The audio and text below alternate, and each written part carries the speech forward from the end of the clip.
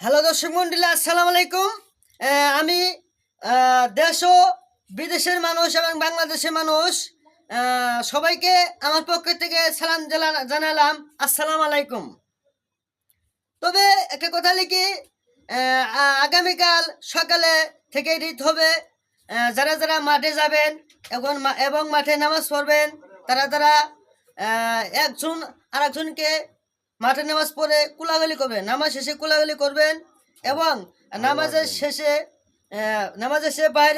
বাড়িতে যখন আসবেন তখন মা বাবাকে সিজদা করবেন, মা বাবার পায়ে নিজে সিজদা করবেন।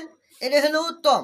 অর্থাৎ মা বাবাকে মাঠের নামাজ পড়ে যে ব্যক্তি মা বাবার বাড়িতে এসে মা বাবার পায়ে নিজে সালাম করবে, সেই ব্যক্তি হলো উত্তম কাজ।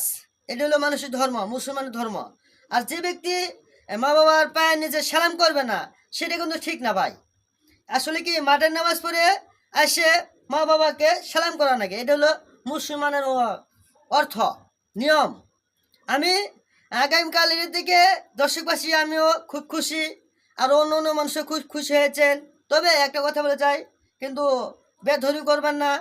মা বাবার সাথে আগামীকালকে মা বাবাকে অনেক খুশি রাখবেন। এটা হলো মানুষের নিয়ম, ইনশাল্লাহ।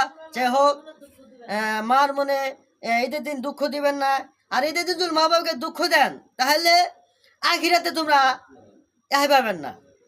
এটা হলো মূল কথা। এক নম্বর কথা লেগে মানুষ ইমাম ইমান ঠিক, ইমান যার ঠিক মানুষ ঠিক, ইমান যার শরীক নাই সে কোনো মানুষ না।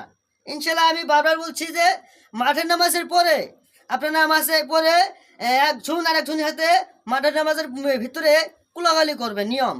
আবার বাড়িতে এসে মা বাবাকে সালাম করবেন, এটা হলো উত্তম।